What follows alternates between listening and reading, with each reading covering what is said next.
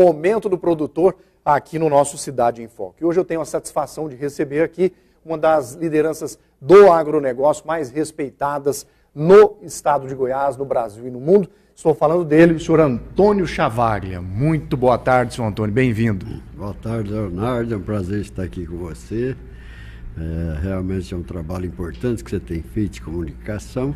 Eu espero que de agora em diante seja ainda mais proativo e realizações próprias de você e sua equipe. Muito obrigado ao senhor por atender o nosso convite. Bom, senhor Antônio, eu gostaria que o senhor fizesse uma análise, né, o panorama completo sobre o agronegócio nesse ano de 2022, que foi um ano de muitos desafios. A gente sabe que ainda está sendo, com alguns projetos que vieram por aí, que o produtor rural jamais esperava, mas que vieram. Preço de fertilizantes, de insumos, combustíveis, questão política também. Qual a análise do senhor para esse ano de 2022? No ano de 2022, graças a Deus, nós tivemos uma excelente safra. Produtividade de soja fantástica, que foi muito importante. Então isso deu uma liquidez importante para o produtor. Só que depois a safrinha já em algumas regiões do estado não foi aquilo que se esperava. Porém, tivemos uma liquidez boa numa média geral. Aí vieram as surpresas, né, que é os insumos para a próxima safra. Então isso aí pesou muito, certo? Isso realmente abaixou a liquidez do produtor. Isso traz uma grande apreensão, principalmente agora esses juros elevados que vieram para esse plano safra, né? Então dá uma condição aí realmente se juntar os juros, seguro rural dá mais de 22% ao ano. Então isso pesa muito, mais com 40% da alta dos insumos, isso aí a liquidez fica quase zero. Aí vem agora, já a partir de janeiro, mais também o imposto estadual. Você põe ele em cima da renda líquida, representa quase 10% da renda líquida. Então tudo isso é um peso que vem em cima do setor que preocupa bastante. Mas agora vamos ver realmente o que vai acontecer agora para frente. Foi um ano, final do ano bem conturbado, as questões eleitorais. E vamos ver que para o primeiro semestre, o que vai ser realizado. O plantio está difícil. Pouca chuva no estado como um todo, tivemos muitos produtores que perderam áreas, tiveram que replantar, outros nem não conseguiram plantar ainda, que tem alguns municípios que está chovendo muito pouco, inclusive o município de Rio Verde está chovendo muito pouco, então a chuva geral, chove num lugar, não chove no outro, isso traz uma preocupação que podemos ter uma baixa na produtividade de soja já do ano que vem, não sabemos qual tamanho que vai ser, que o desenvolvimento da soja está abaixo 40% que devia estar em crescimento, em tudo isso. Então essa expectativa aí fica de um novo governo, uma nova safra com um ponto de interrogação muito grande, que traz uma apreensão em todos os setores do agronegócio. Bom, presidente Antônio Chavaglia, presidente da Comigo, para você que está chegando agora, conversando conosco no nosso Momento do Produtor. E das perspectivas da Comigo. Eu acompanhei bastante as ações da Comigo nesse ano, apesar de ser um ano desafiador, a Comigo seguiu avançando, abrindo novas lojas, novas oportunidades. Em todo o estado de Goiás a gente viu a Comigo atuando de forma muito presente ali na vida do produtor rural. Como é que foi esse ano para a cooperativa? A cooperativa tem uma necessidade muito grande de investimento em tecnologia, modernização de armazéns e novos armazéns. São desafios muito grandes, porque os recursos para investimento estão impossíveis de se pegar. Então nós diminuímos um pouco os investimentos que pretendia fazer, que estamos fazendo a maioria com recurso próprio, graças a Deus, que está sendo possível fazer. Estamos fazendo de Pedra, para perto de Montevidéu, outro em Caiapônia e um em Iporá. São 3 unidades grandes, acima de 1.600.000 sacos cada um.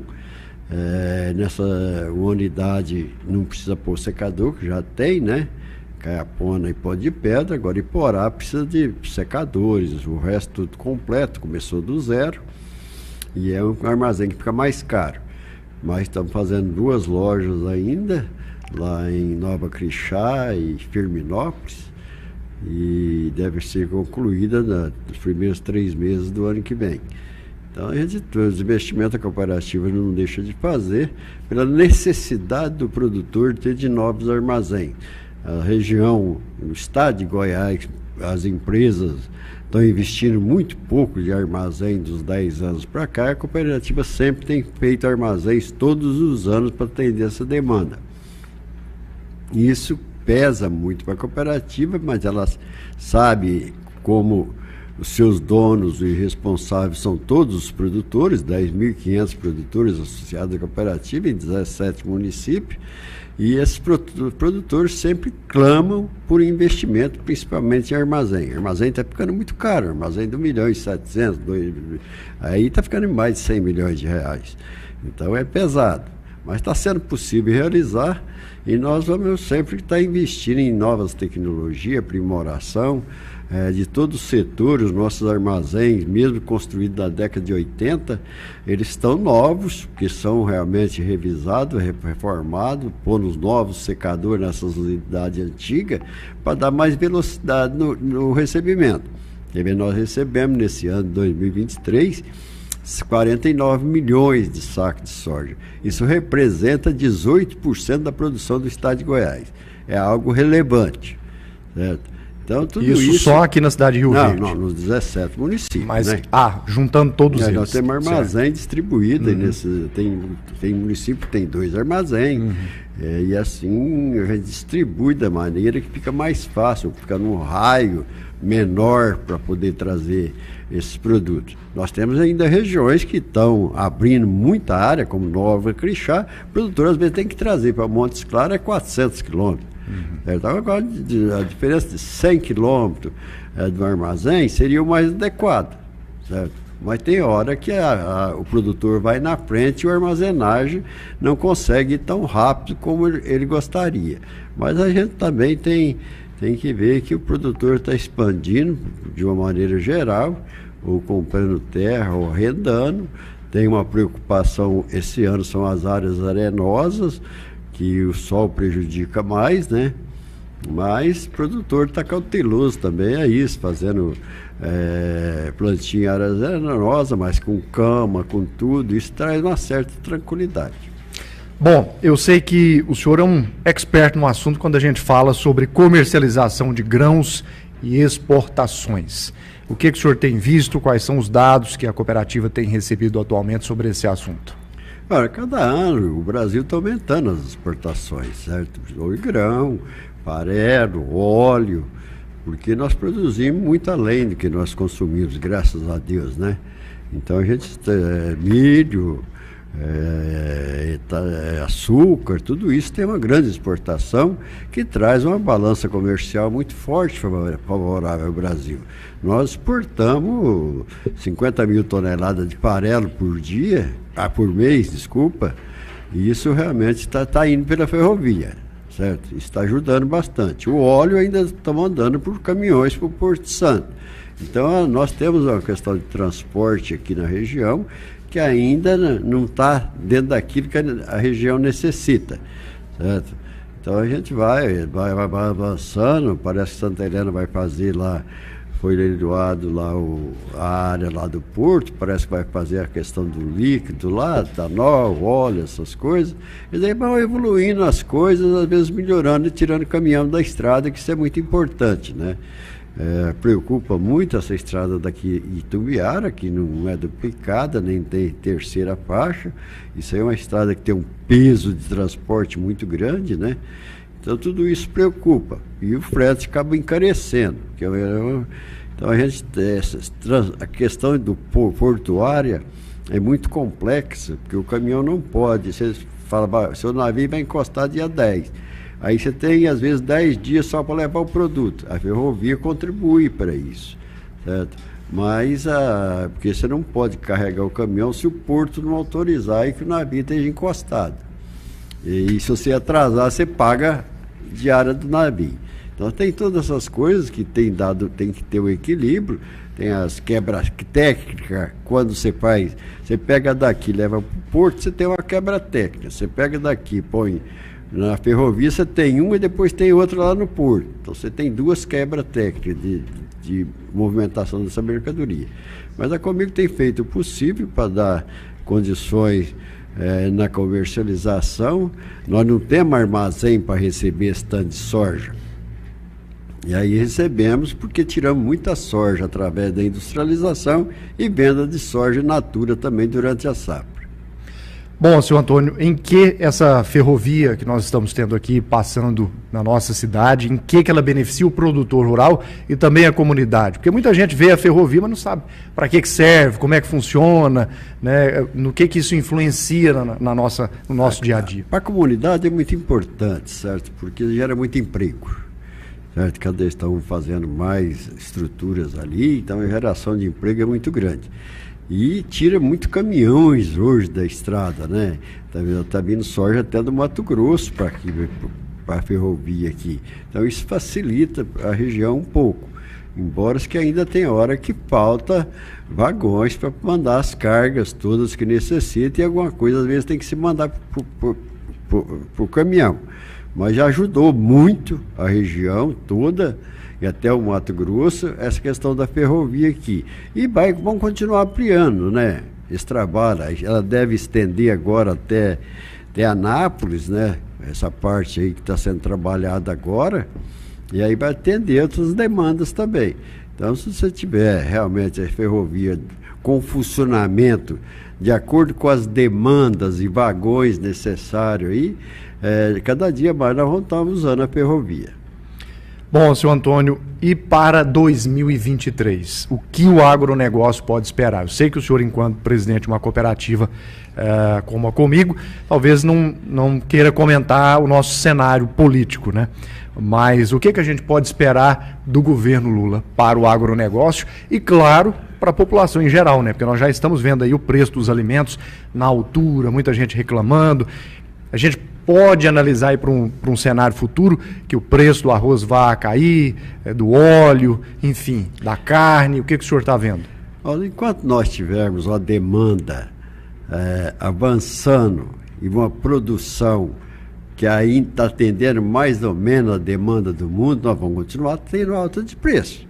Porque o mercado interno depende do mercado internacional. Como nós exportamos arroz alguma hora, nós importamos arroz. Como exportamos trigo, importamos trigo. Ou às vezes exportamos o milho, tem hora que importa o milho. Depende do local que está localizado esse milho. Então você tem um mercado aberto mundialmente, não é um estado para o outro. Então essas demandas são internacionais e depende da produção mundial para essa questão de alta de preço. Não é o produtor ou o custo que provoca isso. Provoca isso realmente as necessidades. Nós tivemos aí problema de Covid, mas a agricultura não parou.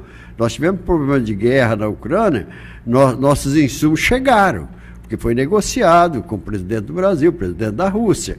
Então, tem hora que a gente precisa pensar a questão de comerciais mundiais, não importa se o país é seu parceiro em algumas coisas ou não.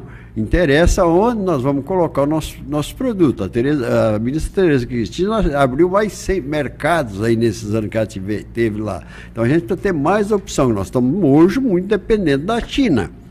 Então, se isso veio a dar uma retração, nós precisamos ter outros lugares para poder fazer essa demanda. Que a agricultura brasileira tem mais de 1 bilhão de pessoas no mundo. E aqui, mais os 200 e tantos milhões aqui do Brasil. Então a gente precisa realmente, o consumidor que ele não entende essa questão do agronegócio. Subiu o preço da soja lá em cima, e o óleo principalmente da soja, porque houve uma demanda muito grande. O óleo de palma, os países seguraram o óleo de palma, seguraram tanto que depois vieram jogar no mercado, o óleo de soja foi lá para baixo.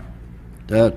Então, é as demandas que às vezes faz isso. O dia que nós tivermos produtos que possa sobrar do consumo, que eu acho muito difícil, porque os países que possam aumentar a produção são muito poucos no mundo. Temos a África lá, alguma coisa para fazer, mas é lentamente. Então, o Brasil ainda tem potencial muito grande de aumentar a sua produtividade. Em produtividade e expansão de áreas da recuperação de pastagem. Está 40, 50 anos, como é lá em Nova Crixá, aquela região do Vale do Araguaia, que nunca teve lavoura por lá. É uma área de risco? Sim, só dá uma safra. Chove menos, 300 metros de altitude, mas tem cultivares que estão se desenvolvendo bem para aquela região. Então, tudo isso é questão de equilíbrio de clima, não só no Brasil, mas nos outros países, e temos realmente produção para atender toda a demanda. O produtor não quer desequilíbrio para o consumidor, ele quer um equilíbrio que ele possa ter resultado. Ninguém quer resultado tão alto, ele quer equilíbrio para se sustentar no seu negócio, fazer investimento em máquinas, tudo isso. Porque o consumidor às vezes não viu uma máquina que há 7, 8 anos custava 250 mil, hoje custa 2,5 milhões. Um trator médio. A colhedeira custava 800 mil, hoje custa 3, 4. Então, subiu 300%.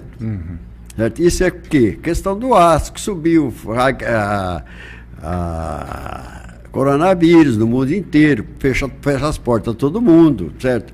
E cada um tem um ponto de vista. Eu acho que componente eletrônico mesmo nem se fala, né? Para as marcas, eu acho que isso é uma responsabilidade, que eu acho que a pessoa que está dentro da empresa trabalhando está mais protegida do que fora. Porque são feitos os exames, analisados, tudo, acompanhado. Certo? A cooperativa fez o que ela pôde. Aquelas pessoas vulneráveis foram tudo para casa. Certo? E fazendo exame constantemente, com a ajuda da prefeitura, certo? E tudo isso. Então, a gente fez o possível, a cooperativa não parou em momento nenhum e nem o produtor parou em momento nenhum. Certo? Isso foi muito importante, essa questão das empresas do agro não ter parado. Agora, infelizmente, fecharam aí milhares de empresas, principalmente pequenos comerciantes, quebraram, até grandes, certo? Então, cada um tem um ponto de vista. Eu tenho o meu que não foi de maneira certa de conduzir a questão da Covid, mandando todo mundo ficar dentro de casa. Muito bem, senhor Antônio Chavaglia, nós estamos chegando praticamente ao final da nossa entrevista.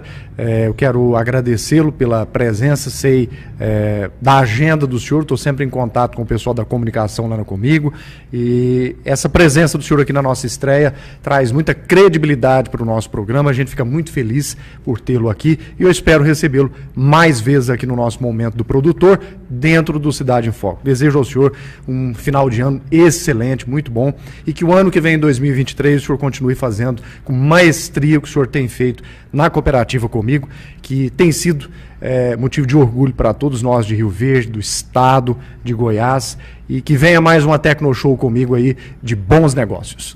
Deus quiser.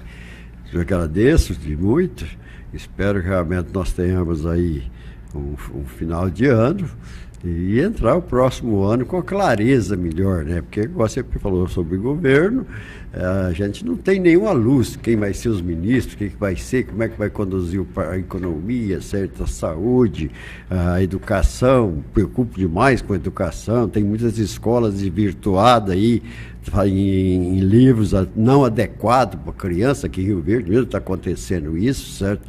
Então isso preocupa bastante. Mas vamos ter esperança e fé em Deus, que nós vamos conseguir atravessar isso e chegar aí com a sociedade realmente bastante equilibrada e sem opressão. Muito obrigado, sucesso para você. Muito obrigado, senhor Natal, e ano novo melhor ainda. Muito obrigado. E assim a gente encerra o nosso Momento do Produtor de hoje. Nós vamos para um breve intervalo junto aqui com o senhor Antônio Chavaglia. Daqui a pouco a gente retorna com o nosso Cidade em Foco para trazer mais informações para você. Não saia